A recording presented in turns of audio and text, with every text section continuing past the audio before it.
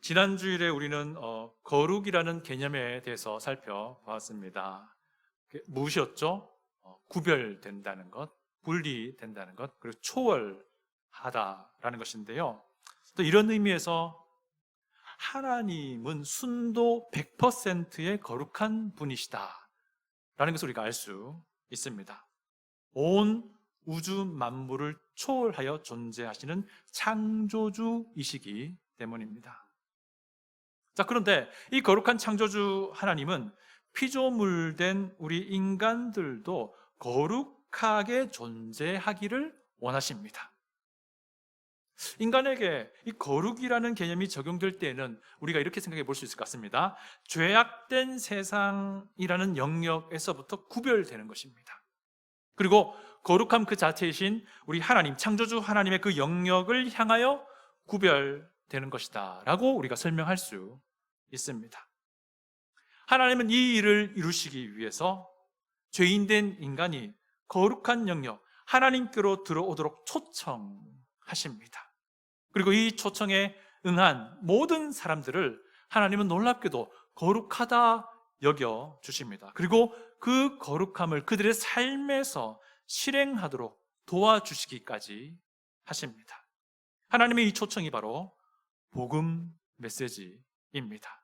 구원으로 초대하신다라는 것입니다.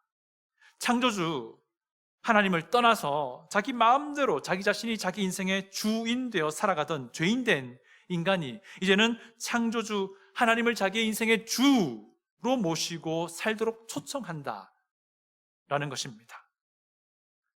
그래서 누구든지 자기 자신이 죄의 노예로 살아가고 있음을 깨닫고 이 사실로 인해서 애통해하며 예수 그리스도를 내 구주로 믿게 될 때에 창조주 거룩하신 하나님이 이렇게 믿는 이들을 의롭다라고 거룩하다라고 여기시고 하나님의 자녀로 삼으신다라는 것입니다. 이것이 죄악된 영역에서 구별되어 나오는 것이고 이것이 거룩한 영역, 하나님께로 구별되어 들어가는 것입니다. 이렇게 하나님의 거룩에 참여하게 된 구원받은 사람들을 하나님이 도우셔서 하나님의 거룩하심을 그들의 삶에서 드러내 보이도록 하신다라는 것입니다.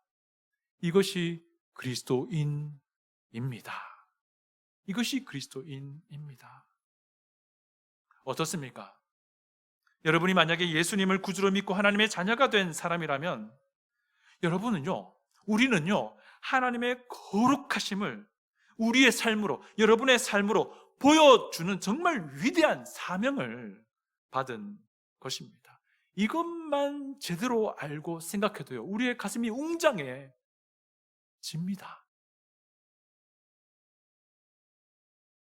내가 감히 어찌하여 하나님의 그 거룩을 담아내는 그릇이 될 수 있습니까? 그러나 그럼에도 불구하고 하나님은요, 거룩한 창조주 하나님은 이런 나를 사용하셔서 하나님의 그 거룩함을 담아내도록 하신다는 것입니다.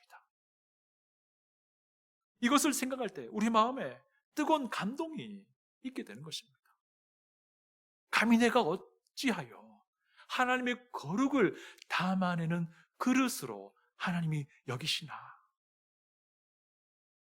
이것이 정상적인 그리스도인의 정상적인 정서입니다.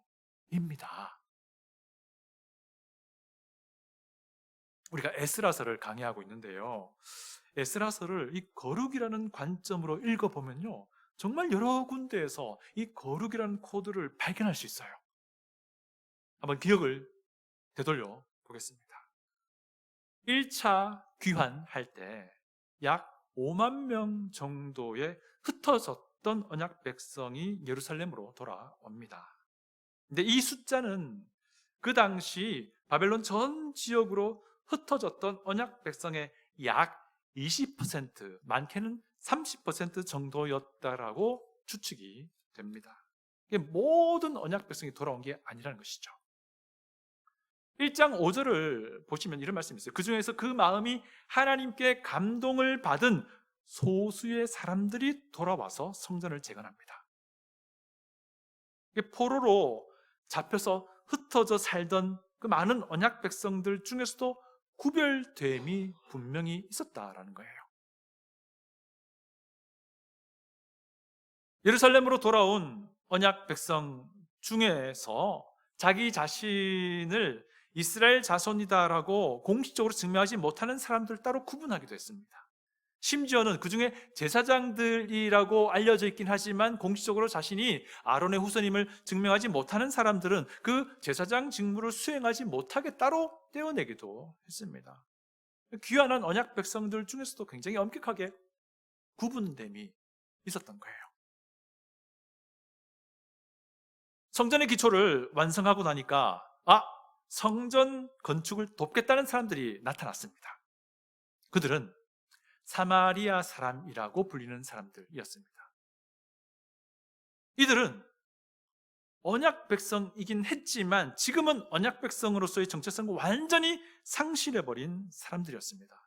이들은 누구냐면 과거 북이스라엘이 패망한 뒤에 아수르에 의해서 강제로 이주해온 이방인들이 북이스라엘 지역에 살게 됩니다. 그리고 그들과 섞여 살면서 그 이방인들의 신들을 받아들인 사람들입니다. 그러다 보니까 그들과 함께 결혼으로 얽히고 설켜 연결되어 살았던 사람들이에요. 이들이 성전 건축에 우리도 동참하겠다, 우리가 손을 보태겠다라고 했을 때에 스룹바벨은 단호하게 거절합니다. 왜냐하면 이들이 여호와 하나님만 믿고 여호와 하나님만 섬기는 신앙을 가지지 않는 이상은 이 성전 재건에 동참할 수 없기 때문이었습니다. 성전 재건의 이유가 무엇이었습니까? 유일하신 여호와 하나님, 그분의 말씀대로 그분만을 믿고 그분만을 섬기고 그분만을 예배하기 위해서였습니다. 성전 공사하는 과정에서도 이 구별됨이 분명했던 겁니다. 성전을 다 짓고요, 봉헌식을 하고 유월절 절기를 지킵니다. 그때 유월절 절기에 참여한 사람들이 원하면 모두가 다 참여할 수 있었을까요? 그렇지 않았습니다. 일단 원칙적으로는요, 귀환한 언약 백성들만, 귀환한 사람들만 이 유월절에 참여할 수 있었습니다. 그런데 사실은 귀환한 언약 백성이 아니라도 참석할 수 있는 문이 열려 있긴 했습니다. 어떤 문이 열렸냐면요, 이방 신들을 다 버리고 여호와 하나님만 섬기고 믿겠다라고 한 사람들은 그가 이방인이든 그가 사마리아인이든 상관없이 이 유월절에 참여할 수 있는 문이 열려 있었습니다. 무슨 말입니까? 이런 것들이 거룩의 코드로 읽혀지는 것이죠. 그렇게 성전 봉헌식이 끝이 나고 시간이 또 흘러왔습니다. 약 57년이라는 시간이 흘렀어요. 그러니까 1차로 귀환했던 1세대 언약 백성의 숫자는 점점 줄어들었겠죠. 그리고 그들의 후손이 혹은 그때 아주 어린 자녀들이 지금은 언약 백성, 귀환한 언약 백성의 주류가 되었을 것입니다. 과연 57년 전에 그들이 지켰던 그 거룩의 코드가 지금 남아 있을까요? 아니겠죠. 아니니까 제가 이렇게 질문하겠죠. 그렇죠? 네. 만약에 그랬다면 하나님이 에스라를 2차로 보내지도 않으셨을 겁니다. 그들은요, 거룩의 이 코드를 완전히 다 잃어버리고 살고 있습니다. 언약 백성이라는 정체성을 다 포기했다는 것입니다. 그 대표적인 결과로 나타난 현상이 바로 혼합 결혼이었어요. 이게 무슨 말인 거니? 믿지 않는 이들과 결혼했다는 거예요. 예루살렘으로 귀환한 에스라는요, 이 재건된 성전에서 희생 제물을 드리며 첫 번째 감격적인 예배를 드립니다. 그리고 나서 얼마 지나지 않아서 이 방백들이라고 불리는 소수의 리더 그룹이 에스라를 찾아옵니다.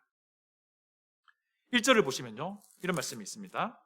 이 일 후에 방백들이 내게 나와 이르되 이스라엘 백성과 제사장들과 레위 사람들이 이 땅 백성들에게서 떠나지 아니하고 분리되지 아니하고란 말입니다.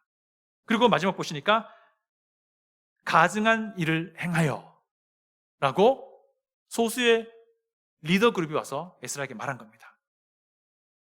이게 무슨 말입니까? 1차 귀환했던 언약 백성, 그리고 그들의 후손 중 많은 사람들이 이방인들과 구분되지 않은 삶을 살았다는 겁니다. 그러면서 그들과 똑같이 가증한 일을 했다는 것입니다. 이 가증한 일이 무엇이겠습니까? 여호와 하나님을 섬기는 그 신앙을 포기하고 그들이 믿는 여러 많은 신들을 다 받아들였다는 뜻이에요. 언약 백성으로서의 정체성을 다 포기했다는 뜻입니다. 가나안 땅에 이미 살고 있던 이방인들, 그 사마리아 사람들과 구별되는 지점이 없어져 버렸다는 것입니다. 그들과 구별된 지점이 무엇이었습니까? 유일하신 창조주 여호와 하나님만 섬기는 것이 그들과의 구별된 지점이었는데 이거 다 포기해버렸다는 것입니다. 이것이 사라져버렸다는 것입니다.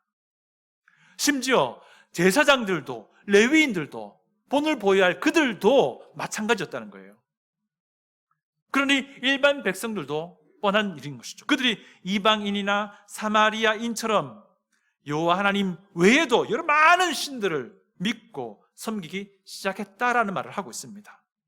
그러다 보니까 그들은 이방인들의 딸을 아내와 며느리로 삼게 되었다라고 성경은 말하고 있습니다. 2절입니다. 2절. 그들의 딸을 맞이하여 아내와 며느리로 삼아 거룩한 자손이 그 지방 사람들과 서로 섞이게 하는데 방백들과 고관들이 이 죄에 더욱 으뜸이 되었다 하는지라. 언약 백성들이 여호와 하나님만 섬길 때에는 응당 이 같은 결혼, 혼합 결혼을 생각할도 않았을 겁니다. 그렇지만 그들이 자신의 언약 백성으로서의 정체성을 잃어버리고 이방인들과의 구별이 사라지니까 이제는 그들과 결혼 관계로 연결되는 것에 아무런 문제를 느끼지 못하게 된 겁니다. 심지어 언약 백성의 지도자들이라고 하는 사람들조차 이 혼합 결혼에 앞장서게 되는 정말 어처구니 없는 일이 벌어지고 있었던 것입니다. 그렇게 또한 결혼 관계로 묶이다 보니까 점점 더 신앙이 타락해져 갔던 거예요. 에스라가 예루살렘에 2차 귀환해 왔을 때 바로 이런 상황이었던 것입니다. 이런 상황을 바로 잡으라고 하나님이 에스라를 보낸 것입니다. 그러니까 거룩을 회복하도록 하는 것이 에스라의 임무였습니다. 언약 백성의 정체성을 회복하도록 돕는 것이 에스라의 임무였다는 것입니다. 어떻습니까? 우리 생수교회에도 이 에스라가 필요하진 않습니까? 여러분의 인생에도 이 에스라가 필요하진 않습니까? 여러분, 교회와 그리스도인은요, 하나님께서 우리를 이미 거룩하다 불러주신 존재들입니다. 그래서 하나님의 이 부르신 이 거룩함이 무엇인지를 우리 몸에 담고 우리 삶에 담고 그것을 유지할 뿐만 아니라 그래서 더 깊이 더 많이 드러내야 할 존재예요. 그래야지 우리가 빛과 소금이 되는 것입니다. 세상과 구별된, 구분된, 초월한 어떤 그 무엇이 없는데 어찌 빛과 소금이 될 수 있느냐라는 것입니다. 만약에 그렇지 못하다면요, 이 거룩에 실패한 교회는요, 맛 잃은 소금이고 빛 없는 등잔불에 불과합니다. 등잔대에 불과해요. 그렇게 되면 교회는 이 땅에서의 존재 이유를 상실하는 것입니다. 여러분, 우리가 전부 다 같은 마음 아닙니까? 우리 생수교회가 이 땅에서 존재 이유를 잘 유지하고자 하는 것이 우리의 같은 마음 아닙니까? 과연 어떻게 하면 우리의 존재 이유를, 이 거룩함을 잘 유지하며 더 디벨롭할 수 있을 것인지 오늘 하나하나 본문을 통해서 살펴봅니다. 첫 번째는요, 우리의 용기가 필요해요. 용기가.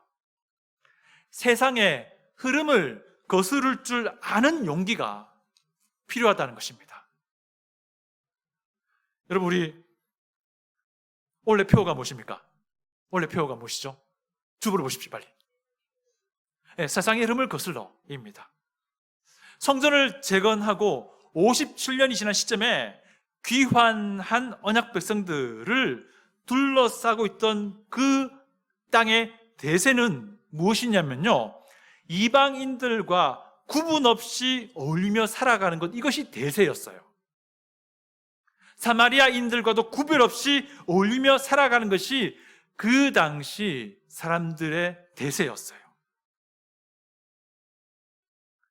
여러분, 북이스라엘과 남유다가 멸망한 뒤에 가나안 땅에서의 환경이 완전히 달라졌습니다. 북이스라엘 지역에는요, 이미 이방인들과 일심동체가 된 사마리아인들이 대세를 차지하고 있었습니다. 남유다 지역은요, 포로로 잡혀 바벨론 전역으로 흩어져 버린 대부분의 유다 백성을 대신해서 이방인들이 그곳을 차지하고 있었습니다. 그런 상황에서 언약 백성의 귀환이 있었던 것이고요, 어쨌건 성전을 재건해낸 겁니다. 그렇지만 여전히 이 가나안 땅에서의 주류는 이방인과 같이 되어버린 사마리아 사람들이었어요. 그들의 힘이, 그들의 영향력이 얼마나 컸는지 이미 성전 재건 과정에서도 드러났습니다. 그들의 위협과 협박 때문에 성전 공사가 무려 16년간 중지가 되었지 않습니까? 그래서 그 당시 주류인 이방인과 사마리아 사람들을 따라서 각종 이방 신들을 섬기는 것이 그 당시의 대세로 와닿게 된 거예요. 유일하신 여호와 하나님을 포기하고 각종 이방 신들을 받아들인 것, 이것이, 그리고 그 신들을 섬기는 사람들의 삶의 방식을 따라가는 것이 그냥 대세로 그들 피부에 와닿았던 것입니다. 여러분, 죄라는 것이 정말 참 교묘합니다.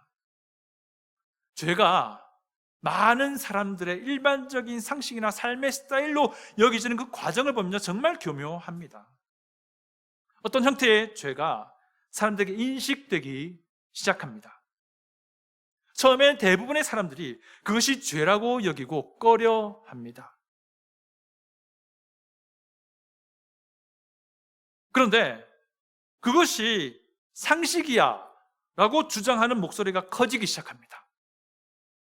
그리고 그 죄가 세상에 그냥 일반화되어 갑니다. 심지어 그것이 죄가 아니라 그저 삶의 한 방식이라고 여겨지기 시작합니다. 이렇게 되면 그것이 이 세상의 흐름이 되는 것이죠. 트렌드가 되는 것이죠. 근데 이렇게 되면요, 교회도 그리스도인들도요, 무뎌지기 시작합니다. 교회도 그리스도인도요, 이미 세상의 트렌드가 되어버린, 이미 세상의 흐름이 되어버린 죄를 더 이상 죄라고 주장하기를 꺼려하기 시작합니다. 정말 교묘합니다. 그럼에도 불구하고 우리 교회와 우리 그리스도인은 그것이 죄라고 외쳐야 됩니다. 그럼에도 불구하고요. 이러한 류의 것들이 얼마나 많은지 몰라요. 여러분, 오늘 목장 모임 하실 때 이런 것들이 어떤 것들이 있는지 한번 나눠보시고 생각해 보시기 바랍니다. 두 번째 우리가 가져야 할 용기는요, 소수의 남은 자에 속해 있고자 하는 용기가 필요합니다. 에스라는요, 많은 사람들이 가증한 일을 행하고 그리고 혼합 결혼을 당연히 여긴다는 소식을 듣고 기겁을 합니다. 애통해하기도 하지만 또 한편 분노하기도 합니다. 3절을 보시면요, 내가 이 일을 듣고 속옷과 겉옷을 찢고, 속옷과 겉옷을, 옷을 찢는 이 모양은 그 당시에 애통해하며 슬퍼하는 모습이에요. 그러니까 너무 슬픈 거예요, 이 상황이. 그런데 독특한 표현이 더해지는데요, 머리털과 수염을 막 집어뜯었대요. 이것은 흔한 표현이 아닌데, 이건 뭐냐면 분노의 표현이에요. 분노. 화가 나는 겁니다, 이 상황을 보고서. 그런데 정말 감사하게도요, 모든 사람이 다 거룩을 포기한 것은 아니었다는 거예요. 모든 사람이 다 가증한 일을 행하지는 않았다는 사실입니다. 모두가 다 이 혼합 결혼을 당연하다고 여기지 않았다는 거예요. 그 중에 소수에 남아있던 사람이 있었다는 것입니다. 소수의 사람들이 그래도 거룩을 지켜나가려고 했다는 것입니다. 소수의 사람들이 그럼에도 불구하고 언약 백성으로서의 그 정체성을 포기하지 않으려고 애를 쓰고 있었다는 것이에요. 리더들 중에도 남은 자가 있었고 일반 백성들 중에도 남은 자가 있었습니다. 리더 중에는 방백이라고 불리는 사람들이 바로 소수의 남은 자였습니다. 물론 그 방백이라고 불리는 그 리더들 중에서도 일부가 그랬던 것이죠. 그들이 에스라에게 나와와서는 현재 영적인 상태가 얼마나 비참한 상황인지를 알려준 것입니다. 그런데 그들 외에도 소수의 남은 일반 백성들도 있었습니다. 4절을 보시면요, 이에 이스라엘의 하나님의 말씀으로 말미암아 떠는 자가, 사로잡혔던 이 사람들의 죄 때문에 다 내게로 모여오더라. 내가 저녁 제사 드릴 때까지 기가 막혀 앉았더니 이스라엘의 하나님의 말씀으로 말미암아 떠는 자들이 있었다라는 사실이에요. 그들이 에스라에게 나와서 에스라와 함께 이 문제를 놓고 기도하려고 했다는 겁니다. 하나님 말씀에 떠는 자가 있었다는 사실입니다. 거룩함을 지키려던 소수의 지도자들과 일반 백성들이 있었다라는 것입니다. 그들은 말씀에 떠는 자라는 표현으로 소개됩니다. 여러분, 말씀에 떠는 자라는 표현이 도대체 무엇을 말해 줄 것 같습니까? 여러분들이 지금 상상하는 그것과 똑같은 거예요. 하나님의 말씀을 귀하게 여기고 그 말씀대로 순종하며 살아보고자 하는 그런 마음을 가진 사람들인 거예요. 혹시 또 다른 걸 생각하셨나요? 그렇지 않죠? 예. 하나님의 말씀에 떠는 자. 그들은 분명 애통해 했을 것입니다. 왜 그렇습니까? 그들이 처음 귀환하고 성전이 재건되는 과정을 알았을 것입니다. 그 과정이 거룩의 과정이었다는 것을 그들이 분명 알았을 거예요. 그래서 이 세상의 흐름에 휩쓸려 가던 자기 동족, 언약 백성들의 그 안타까움을 보고 슬퍼하며 애통해하며 혹은 에스라처럼 화가 나기도 했을 거예요. 세상의 흐름에 휩쓸려 가고 있는 다수의 언약 백성들이 죄된 삶을 버리고 돌아오도록 울면서 슬퍼하면서 때로는 분노하면서 그렇게 기도했다는 것입니다. 그런데 그 기도를 하나님이 들어주세요. 에스라를 보낸 것입니다. 그 남은 자는 하나님의 말씀에 떠는 사람들이었는데 이 보내어진 에스라는 제사장이기도 했지만 성경 박사였어요. 특별히 에스라는 바사 제국의 아닥사스다 왕에 의해서 공식적으로 보내어진 사람이기도 했고, 공식적으로 아닥사스다 왕에 의해서 에스라에게 맡겨진 임무는 그곳 예루살렘 성전에서 너희들의 율법의 말씀대로 예배 드려라 라는 것이었습니다. 얼마나 놀랍습니까? 사랑하는 성도 여러분, 우리가 소수의 남은 자에 속해 있기를 바랍니다. 그래서 우리 매일 아침마다 이렇게 기도하길 바랍니다. 오늘 하루를 거룩한 날로 하나님께 드리겠습니다. 매일 아침을 이렇게 기도하기 원합니다. 오늘 하루 하나님의 말씀에 떠는 날이 되도록 해주십시오 라고 기도할 수 있기를 바랍니다. 여러분, 소수의 남은 자에 속해 있는다는 것은요, 결코 편안한 것은 아닙니다. 그렇지만 훨씬 비교할 수 없는 가치가 있는 것입니다. 소수의 남은 자에 속해서 생수교회의 거룩을 위해서 울면서 기도하는 우리 모두가 되기를 원합니다. 소수의 남은 자에 속해서 여러분 자신과 지체들의 거룩함을 위해서 애통해하며 기도하는 우리가 되기를 부탁을 드립니다. 여러분, 소수의 남은 자에 속해 있는 것은요, 이 세상에서 가장 가치 있는 이름을 우리가 분명히 압니다. 세 번째는요, 그들의 죄가 아니라 우리의 죄, 내 죄가 되어야 합니다. 에스라의 애통해하는 기도가 길게 소개됩니다. 그것이 6절부터 15절까지인데요. 근데 에스라는 그 기도 가운데에 그들의 죄라고 한 번도 말하지 않습니다. 우리의 죄라고 말합니다. 4절은 에스라가 이 정황을 설명하는데요, 하나님의 말씀에 떠는 자들이 자기에게 나왔다는 것을 설명하면서 에스라는 그 남은 자들이 사로잡혔던 이 사람들의 죄 때문에, 그 남은 자들이 사로잡혔던 이 사람들의 죄 때문에 나왔다라고 말합니다. 사로잡혔던 이 사람들의 죄 때문에, 그들의 죄 때문에 나왔다고 설명을 이제 하는데요, 그런데 에스라가 막상 기도할 때에는 그들의 죄라고 말하지 않습니다. 우리의 죄라고 말한다는 것입니다. 생각해 보십시오. 1차 귀환한 언약 백성들과 그들의 후손이 여호와 하나님을 거부했습니다. 1차 귀환한 언약 백성과 그들의 후손이 이방 신들을 섬기고 이방 신을 섬기는 자들의 삶을 따라갔습니다. 1차 귀환한 언약 백성과 그들의 후손들이 혼합 결혼을 당연하게 생각하고 장려하기까지 했습니다. 그런데 에스라는 그들의 죄를 말할 때 우리의 죄라고 언급한다는 사실입니다. 6절 하반절과 7절 상반절을 제가 읽어드릴게요. 우리 죄악이 많아 정수리에 넘치고 우리 허물이 커서 하늘에 미침이니이다. 7절, 우리 조상들의 때로부터 오늘까지 우리의 죄가 심함에 우리의 죄악으로 말미암아 라고 고백합니다. 14절 상반전도 보시면요, 우리가 어찌 다시 주의 계명을 거역하고 이 가증한 백성들과 통혼하오리까 라고 말합니다.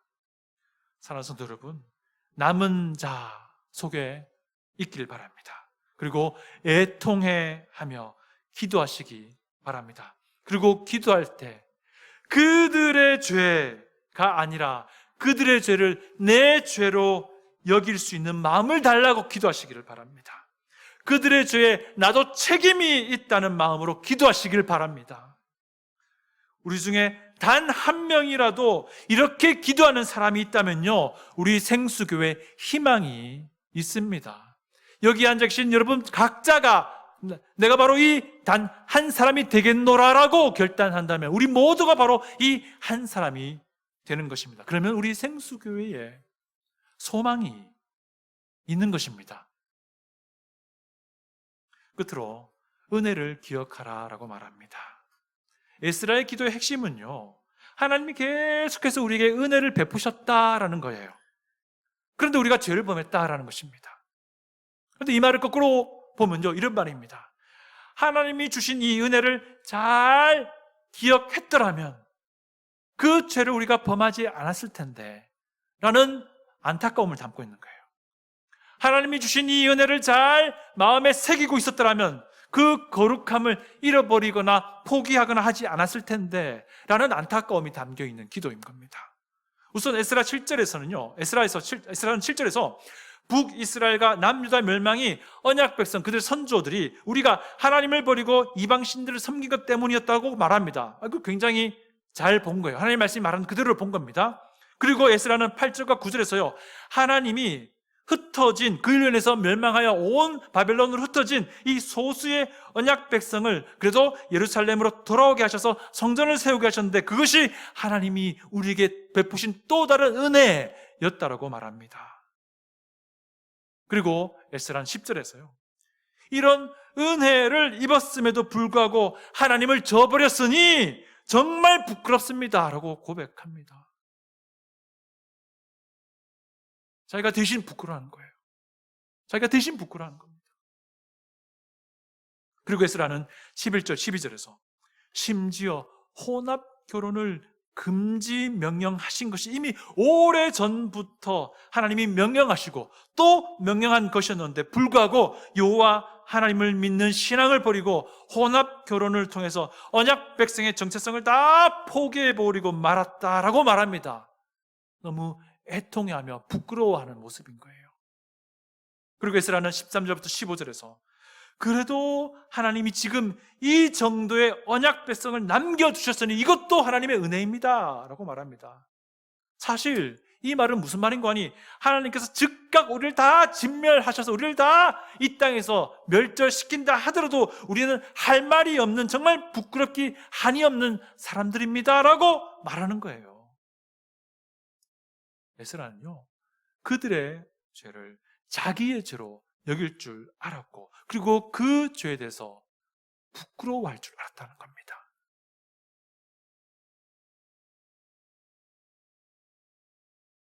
에스라의 기도는 우리가 하나님의 은혜를 진작에 잘 깨닫고 잘 기억하고 잘 간직했더라면 이라는 안타까운 마음이 있는 겁니다. 여러분, 우리가 예수 그리스도의 십자가를 통해서 주신 그 구원의 은혜를 잘 깨닫고 잘 기억하고 잘 간직한다면 우리는 하나님의 자녀라는 그 정체성을 포기하지 않을 것입니다. 하나님이 거룩하신 것처럼 우리도 거룩하라는 그 하나님의 명령을 절대로 가벼이 여기지 않을 것입니다. 예수님의 제자로서 예수님을 닮아가고자 하는 그 거룩을 절대로 포기하지 않을 것입니다. 혹시 잠깐 잊고도 그렇게 거룩을 포기하려고 하는 그 순간에라도 어떤 누군가가 예수 그리스도의 십자가를 통해서 우리에게 주신 하나님의 구원의 은혜를 말할 때에 즉시로 돌아오게 될 것입니다. 이것이 정상적인 그리스도인의 정상적인 정서입니다. 이제 마무리합니다. 세상의 흐름을 거스를 수 있는 용기를 달라고 우리 기도하길 바랍니다. 소수의 남은 자 무리에 속할 수 있게 해달라고, 용기 달라고 기도하시기 바랍니다. 그들의 죄를 내 죄로 여기며 애통함으로 기도할 수 있게 해달라고 하나님께 기도하시기 바랍니다. 하나님이 이미 베풀어 주신 구원의 그 은혜, 예수님의 십자가의 그 은혜를 더 깊이 깨닫게 해달라고, 더 잘 간직하게 해달라고 기도하시기 바랍니다. 그럴 때 우리 생수교회는 희망이 있습니다. 다 같이 기도하겠습니다.